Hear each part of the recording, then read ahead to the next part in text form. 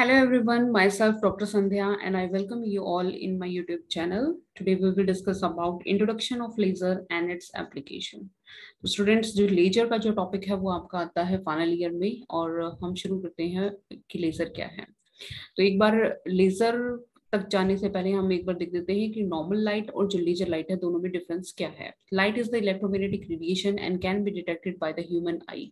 अब electromagnetic radiation है वो हमने लास्ट वीडियो में भी किया था। तो इलेक्ट्रोमैग्नेटिक रेडिएशन में आपके डिफरेंट डिफरेंट पार्ट होते हैं, जैसे आपका रेडियो वेव हो गया, आईआर वेव्स होगी, उसके बाद आपका माइक्रोवेव होगी, विजिबल रेंज होगी, एक्स रेज होगी, गामा रेज होगी, यूवी रेज होगी। ठीक है, तो उसमें से सिर्फ एक पोर्शन जो आपकी आईज है वो डिटेक्ट कर पाती है, उस पोर्शन को हम विजिबल रेंज कहते हैं। ठीक है, और वही आपका क्या है, लाइट है।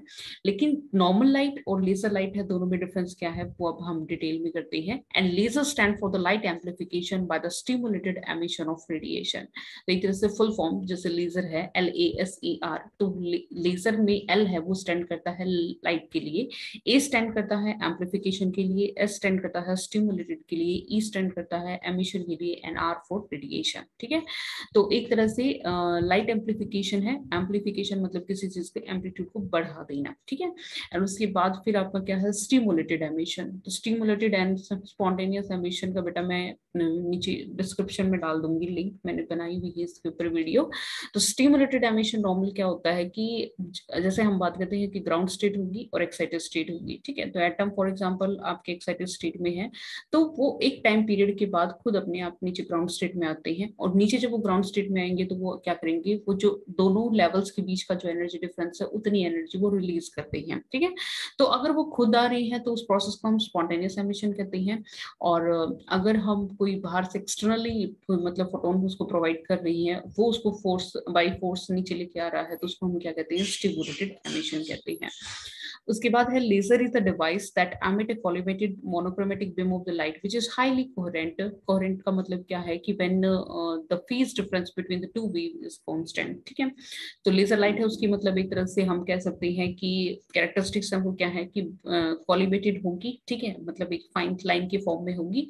उसके बाद है मोनोक्रोमेटिक बीम। मोनोक्रोमेटिक का मतलब क्या है बेटा, सिंगल वेवलेंथ। ठीक है या कलर की फॉर्म में समझ सकते हो आप, किसी चीज का जो कलर है वो एक तरह से उसकी एक वेवलेंथ को डिसाइड करता है। ठीक है, तो वो क्या है, मोनोक्रोमेटिक है, सिंगल कलर है, विच इज हाईली कोहेरेंट। और कोहेरेंट का मैंने तुम्हें मीनिंग अब बता ही दिया कि फेज डिफरेंस है वो उनके बीच में क्या होगा, कांस्टेंट होगा।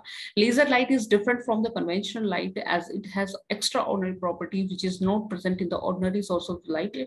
जनरल जो हम नॉर्मली डेली लाइफ में अगर हम यूज करते हैं तो वो नॉर्मल हमारे ऑर्डिनरी सोर्स ऑफ लाइट होते क्या होती है, या तो हम सन से लाइट मिल रही है, या फिर क्या होता है कोई लैंप वगैरह है उनसे हमें लाइट मिल रही है। तो उसके कंपैरिजन में जो लेजर लाइट होती है वो क्या होती है, उसकी एक्स्ट्रा ऑर्डिनरी प्रॉपर्टीज होती है। ठीक है, एंड वो प्रॉपर्टीज क्या है वो हमने जो थर्ड जो कॉलम है इसमें हमने किया है कि कॉलिमेटेड बीम होगी, मोनोक्रोमेटिक होगी। ठीक है, और सेकंड थिंग है वो क्या है, आपकी कोहेरेंट लाइट होगी। अब एग्जांपल हम देख सकते हैं एक तरह से, ये हमारा क्या हो गया, रेड लेजर हो गया, ये ब्लू की फॉर्म में लेजर लाइट है कि आपकी क्या होगी, ग्रीन की फॉर्म में है।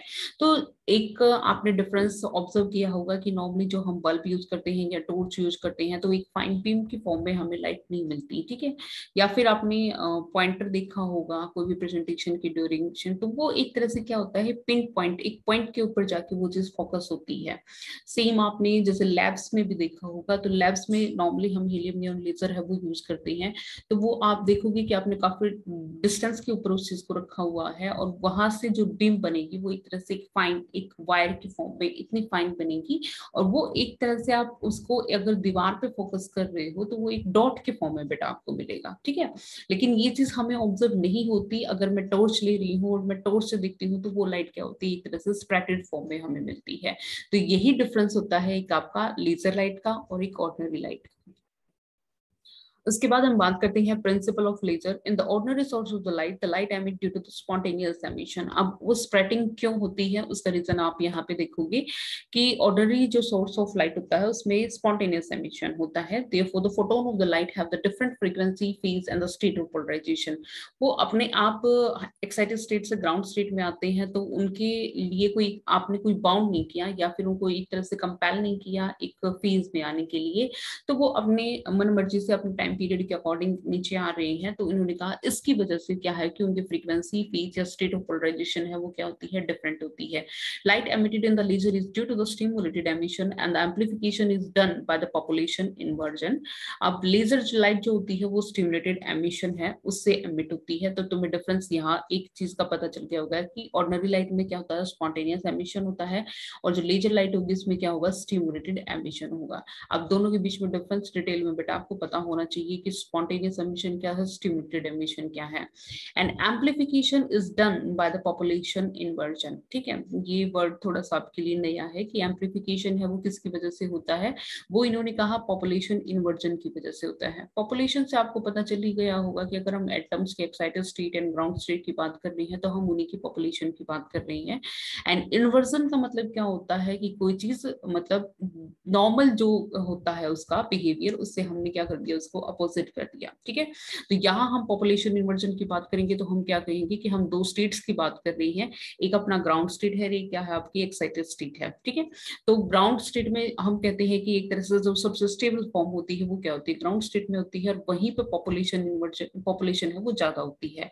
नंबर ऑफ एटम्स की अगर हम कोई भी एक्सटर्नल एजेंसीज है वो यूज नहीं कर रहे, तो मैक्सिमम पॉसिबिलिटीज होगी वो क्या होगी, ग्राउंड स्टेट में रहने की होगी. ठीक है, आपने उसको कोई भी एक तरह से एनर्जी है वो प्रोवाइड कर दी, एनर्जी प्रोवाइड कर दी, तो फिर वो ऐसी पॉसिबिलिटी हो सकती है कि वो एनर्जी को गेन करने के बाद एक्साइटेड स्टेट में वो जा सकती है. ठीक है, तो अब क्या हो गया कि ग्राउंड स्टेट में नंबर ऑफ एटम्स वो क्या है, कम है, और एक्साइटेड स्टेट में क्या होगी, नंबर ऑफ एटम्स वो ज्यादा होंगे, जो कि एक नॉर्मल जो बिहेवियर होता है उससे वो चीज क्या है, अपोजिट है. इसलिए हम इसको क्या कहते हैं, पॉपुलेशन इन्वर्जन. और आगे मैंने ब्रैकेट में इसको बताया भी हुआ है कि upper state have higher number of atoms than the ground state, तो हम इसको क्या बोलेंगे, पॉपुलेशन इन्वर्जन. ठीक है, अब ये पॉपुलेशन इन्वर्जन हम कैसे अचीव कर सकते हैं, तो इन्होंने क्या कहा कि अचीव्ड बाय पंपिंग. ठीक है, पंपिंग वही चीज होती है कि कोई भी चीज हमारे ग्राउंड स्टेट में है, एक नॉर्मल स्टेट में है, हम उसको कहीं ऊपर भेज रही है, जैसे आप पंप यूज करते हो वाटर सप्लाई के लिए. ठीक है, तो हम क्या करते हैं कि मतलब ग्राउंड में तो उसकी है ही पॉसिबिलिटीज. ठीक है, हम उसको क्या करते हैं, पंप करके ऊपर टैंक है या जैसे भी जहां भी हमें स्टोर करना होता है हम उसको ऊपर भेजते हैं. सेम उसी तरह से इन्होंने क्या कहा कि ग्राउंड स्टेट में जो आपके एटम्स की पॉसिबिलिटी है वो एक नॉर्मल बिहेवियर है उसका. ठीक है, अब आपने क्या कर दिया, उसको पंपिंग के थ्रू क्या कर दिया, एक्साइटेड स्टेट में भेज दिया. तो अब एक्साइटेड स्टेट में नंबर ऑफ एटम्स हम वो ज्यादा है as compare to ground state, तो हम इस प्रोसेस को क्या कहेंगे, पॉपुलेशन इन्वर्जन. ठीक है, इन्वर्जन, इन्वर्स से तुम्हें पता चल ही रहा है कि जो चीज एक नॉर्मल बिहेवियर उससे अपोजिट हो गई है. The photon in the laser beam have exactly same frequency. अब जो यहाँ से एमिट होंगे, ऊपर एक्साइटेड स्टेट में वो पहुंच गए हैं, अब वो वहां से जो एमिट होंगे स्टिमुलेटेड एमिशन की वजह से, तो वो उनका क्या होगा कि फ्रीक्वेंसी, या फिर हम डायरेक्शन की बात करें, फेज की बात करें, या स्टेट ऑफ पोलराइजेशन की बात करें, वो क्या होंगे, सेम होंगे. तो ये एक बेसिकली प्रिंसिपल ऑफ लेजर है. तो आप इसको एक तरह से समराइज कर सकते हो कि स्टिमुलेटेड एमिशन होगा. स्टिमुलेटेड एमिशन से पहले आप क्या कहोगे कि पॉपुलेशन इन्वर्जन होगा.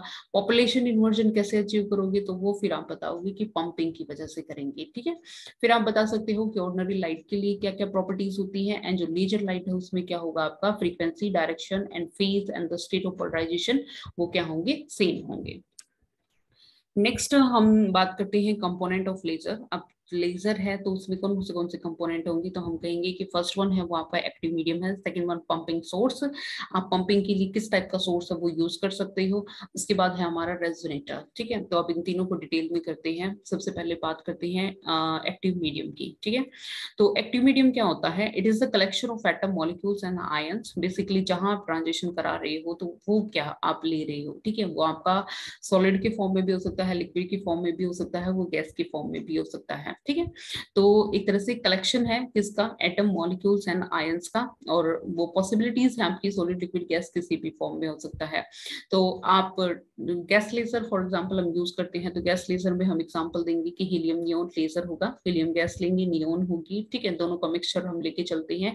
तो एक लेजर हो गया आपका helium neon laser, and second one है वो आपका क्या है, CO2 लेजर. ठीक है, उसके बाद है हमारा डाई लिक्विड डाई सॉल्यूशन, वो भी हम यूज कर सकते हैं एज एन एक्टिव मीडियम. उसके बाद है सॉलिड लेजर। सॉलिड लेजर में बेटा आपका है कि ruby laser and semiconductor laser, ठीक है।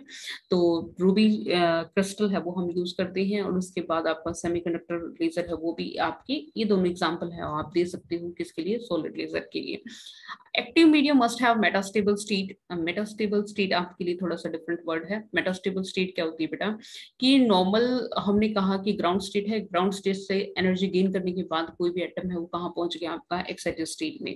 अब एक्साइटेड स्टेट आप इनकी क्या होती है, कोई क्या कहते हैं कि स्टेबल फॉर्म नहीं होती, ठीक है। एक्साइटेड स्टेट है तो वो अपने आप ग्राउंड स्टेट में आएगा ही आएगा, और वो जो टाइम पीरियड है वो क्या होता है, बहुत स्मॉल होता है, 10⁻⁸ सेकेंड होती है, ठीक है। लेकिन एक्टिव मीडियम है वो हम क्या कह रहे हैं कि ऐसा एक्टिव मीडियम होना चाहिए जिसमें मेटास्टेबल स्टेट हो। अब मेटास्टेबल स्टेट क्या होती है कि whose life time is higher than excited state. Normal जो एक्साइटेड स्टेट होती है उसका टाइम पीरियड हमने क्या कहा, क्या है, 10⁻⁸ सेकेंड, ये तो बहुत कम टाइम पीरियड है।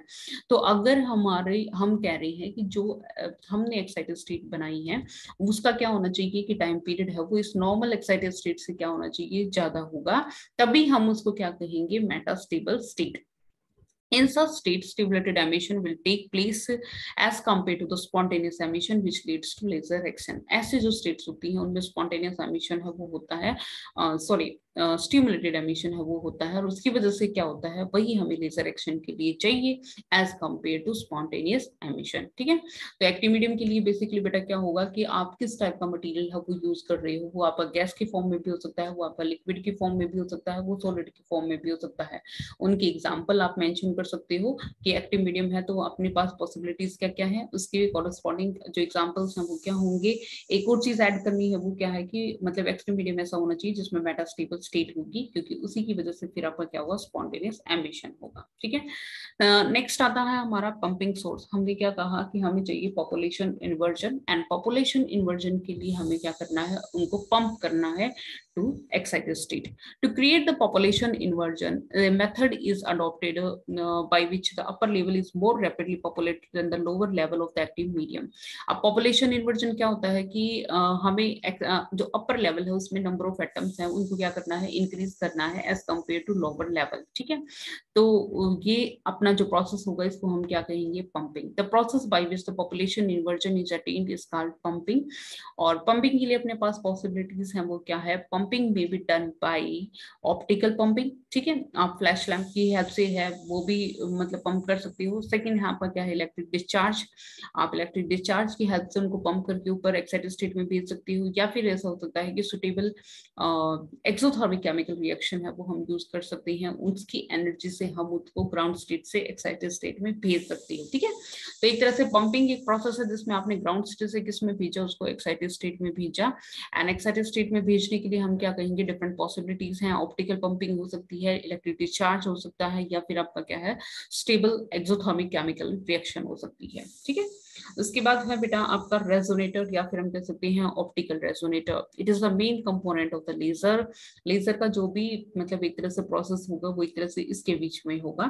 This is the main component of the laser and the resonator play the key role for the spontaneous stimulated emission induced by the spontaneously emitted photon in the active medium so that the laser light of the unique property result। Resonator एक तरह से क्या करता है कि stimulated emission है उसको induce करता है, ठीक है, किसकी हेल्प से, स्पॉन्टेनियस एमिटेड जो फोटोन थी उनकी हेल्प से, किसके अंदर, एक्टिव मीडियम के अंदर। Resonator is a pair of, actual में जो असेंबली होती है वो क्या होती है, a pair of mirror, one is totally reflecting and other is partially reflecting. Resonator के अंदर क्या होता है कि हम दो मिरर लेते हैं, उनमें से बेटा एक होगा completely reflecting and second one होगा वो क्या है, partially reflecting. Set on the optic axis, बीच में कोई मतलब जो मिड में जो एक्सिस है उसको हम क्या कह रहे हैं, optic axis. And define the direction of laser beam, और एक तरह से लेजर बीम इसमें से फिर क्या करती है, एक तरह से आउटपुट में हमें मिलती है। Active medium is placed in between these mirror and select those emitted photons that move along that axis. Active medium है वो एक तरह से क्या होता है, इन मिरर्स के बीच में रखा जाता है और वो उन फोटोन को एक तरह से सेलेक्ट करता है जो इस एक्सिस के अलोंग मूव कर रही है, बाकी को वो क्या करता है, कैंसिल करता है। अब पूरे असेंबली की हम बात करते हैं तो हम क्या कह रहे हैं, ऑप्टिकल रेजोनेटर। ऑप्टिकल रेजोनेटर में हमने क्या कहा, 2 मिरर होंगे, तो एक मिरर ये हो गया, एक मिरर हमारा ये हो गया। इसको हमने नाम क्या दे दिया, M1। और M1 क्या है, मिरर 100% रिफ्लेक्टिंग, तो मतलब जितनी भी लाइट है उसके ऊपर फॉल करेगी, जो फोटोन है ये क्या करेगा, एक तरह से रिफ्लेक्ट कर देगा।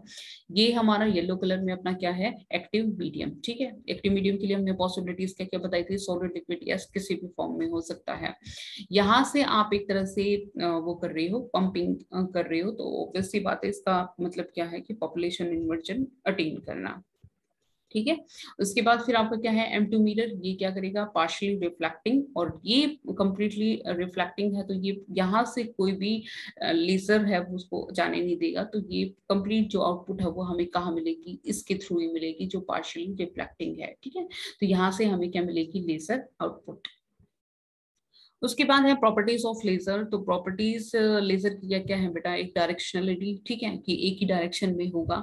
उसके बाद है हाई इंटेंसिटी। अब हमने कहा कि स्प्रेडिंग नहीं है, सिर्फ एक पिन पॉइंट है, उसके ऊपर क्या हो रहा है, फोकस हो रहा है, तो ऑब्वियस सी बात है वो इंटेंसिटी है वो क्या होगी, ज्यादा होगी। ठीक है, हम कहते हैं कि किसी भी एरिया में नंबर ऑफ लाइन्स कितनी जाती है, तो नंबर ऑफ लाइन्स वो बहुत ज्यादा होगी, और एरिया है वो बहुत कम है, तो हम क्या कहेंगे, इंटेंसिटी ज्यादा है। ठीक है, उसके बाद है मोनोक्रोमेटिसिटी। ठीक है, सिंगल वेवलेंथ है, कोई स्प्रेडिंग नहीं है, तो इसकी वजह से क्या है, मोनोक्रोमेटिसिटी है, सिंगल कलर का मिलेगा हमें।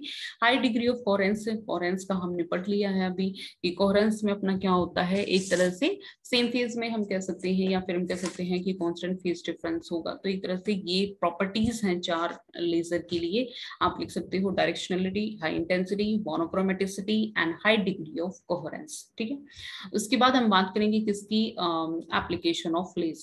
लेजर है उसकी एप्लीकेशंस किस में है, तो एक तरह से मेडिसिन के लिए हो गया, तो मेडिसिन में डेंटल ट्रीटमेंट में भी यूज होता है, सर्जरी में भी हो गया, आई सर्जरी में भी, हम आई सर्जरी तो बहुत कॉमन है, आपने बहुत सुना होगा, कैंसर में ट्रीटमेंट में भी यूज होता है। उसके बाद हम बात कर सकते हैं कि इंडस्ट्री में यूज किया जाता है, ड्रिलिंग के लिए, वेल्डिंग के लिए, कटिंग के लिए, ठीक है, या फिर डेकोरेशन के लिए। उसके बाद स्कैनिंग में भी यूज होता है, कम्युनिकेशन में भी यूज होता है, सिस्मोग्राफी मतलब अर्थक्वेक के डिटेक्शन के लिए, उसके बाद फायर डिटेक्शन के लिए। तो ये एक जनरल सी एप्लीकेशंस हैं लेजर की जो आप कर सकते हो। तो आई जस्ट होप कि आपको समझ में आया होगा कि नॉर्मल लाइट और लेजर लाइट है, दोनों में क्या डिफरेंस है। उसके बाद लेजर अगर लेजर एमिशन अगर होता है तो उसके लिए डिफरेंट डिफरेंट कंपोनेंट्स क्या है, प्रिंसिपल क्या है, ठीक है, और क्या क्या असेंबली है, मतलब एक तरह से ऑप्टिकल रेजोनेटर का जो हमने पढ़ा था उसके अंदर। उसके बाद हमने किया है एप्लीकेशंस ऑफ लेजर। तो आई जस्ट होप आपको वीडियो बहुत अच्छी लगी होगी, आपको कुछ समझ में आया होगा कि नॉर्मल जो लाइट होती है और जो लेजर लाइट है उन दोनों में डिफरेंस क्या है। तो जस्ट अगर आपको वीडियो अच्छी लगी, हेल्पफुल लगी, तो आप लाइक करिए, शेयर करिए, और चैनल को सब्सक्राइब करना ना भूलें। And thank you.